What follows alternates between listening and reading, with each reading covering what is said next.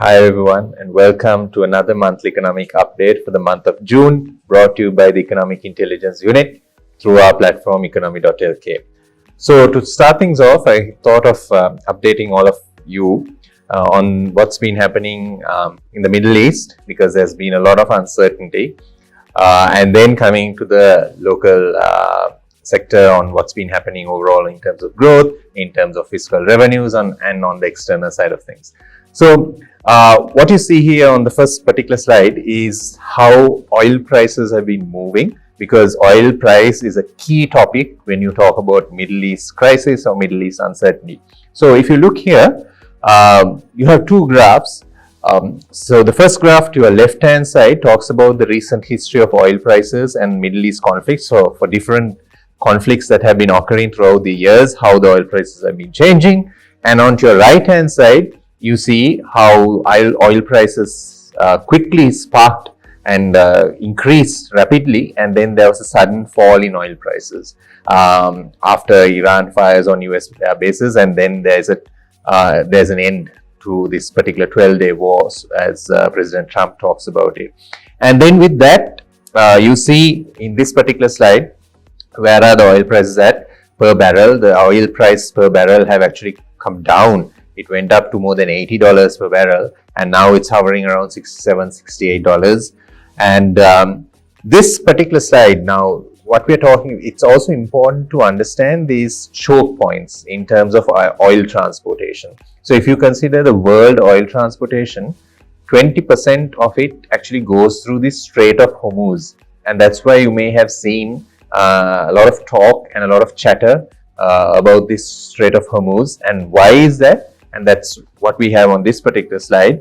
So you see here, 20% of the oil transport goes through the Strait of Hormuz, and out of that 33% goes to China and 13% to India. So China is the nation most dependent on oil passing through this particular strait, and any closing of this particular waterway could really have an impact on for China specifically, and also India. Now that's on a more regional level. If you come to the Sri Lankan aspect, so Sri Lanka has oil trade deals with Singapore. So it's important to track this particular index in terms of refined oil that we import through the trade dealings with Singapore. So this slide over here, this is today morning, what has been happening to refined oil prices through this SGX Singapore Platts. It's hovering around $87. And the next slide, I talk about two things. On your left hand side, I have month by month the fuel import bill for Sri Lanka. So for example, 2024 December, our import bill was about $441 million. And on your right hand side, you see Sri Lanka's fuel import volumes. For example, in December 2024, we imported about 5.7 million barrels.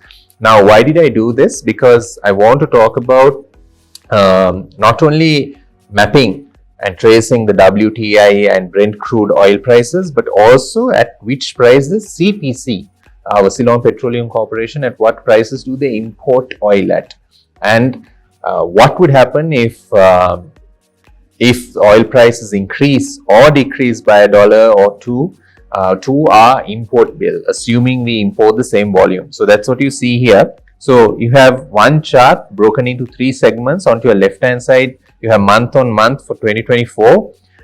In orange, you have WTI prices. In dark blue, you have Brent crude oil prices. In light blue, you have the CPC import price. And then the second segment is the same, but for 2025 up to May. And then the third segment, you see day by day the prices of daily Brent and daily WTI prices. And then the next slide, I am looking at an impact in terms of if oil prices per barrel increases by $1, how much of an impact does it have on our import bill? It's about $50 million. If the oil price reaches $100 per barrel, the impact on our trade would be a $1.5 billion trade deficit. And that's what you see here in this particular slide. And then that's what has been happening in terms of the Middle East uncertainty and the local impact it has on Sri Lanka.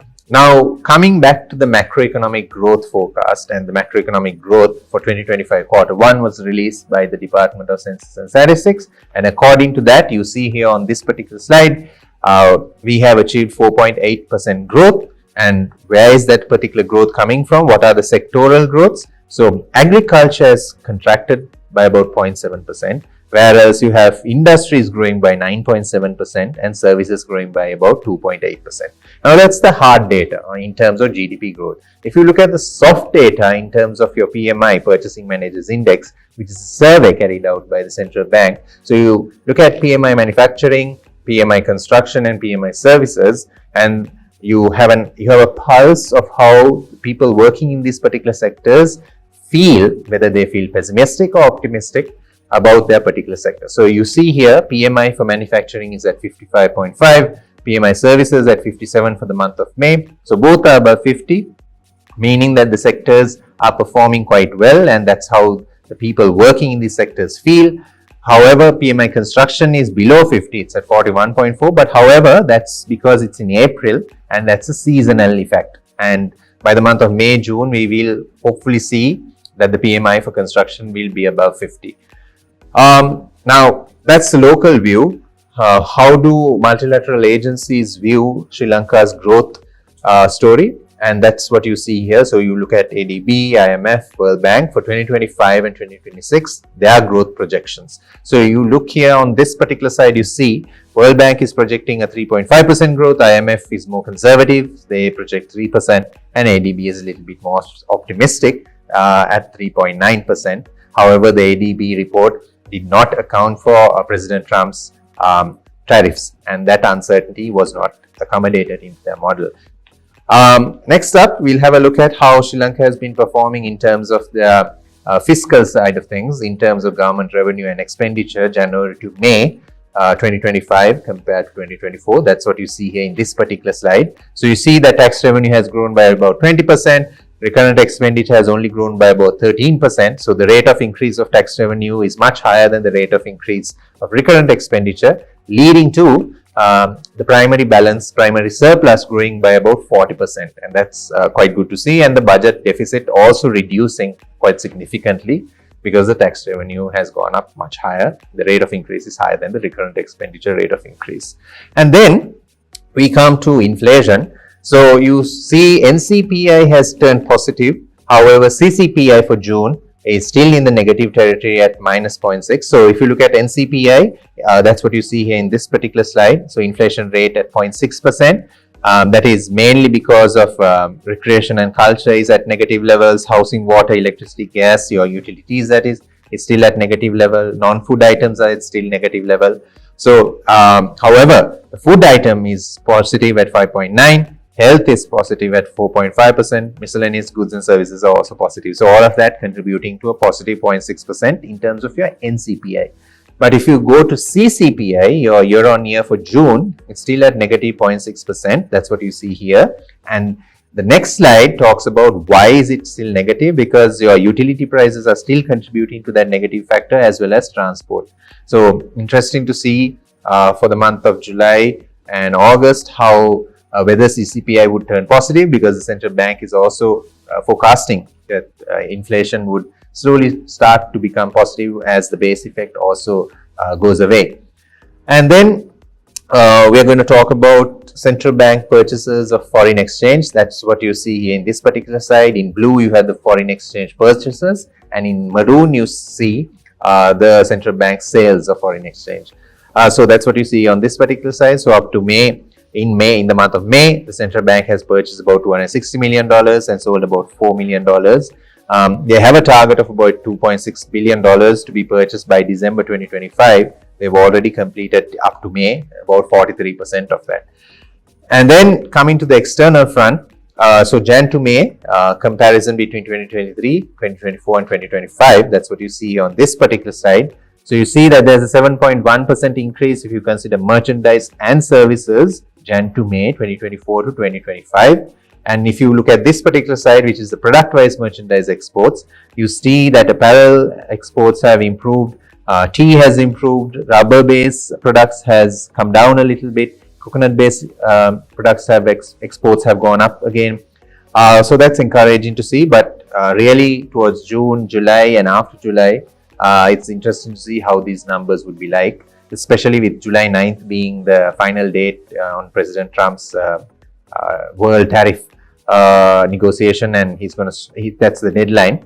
And next, you see on this particular slide the service export performances from Jan to May. In terms of ICT, PM have performed quite well. It has improved. Transport and logistics have performed quite well. Even that sector has improved.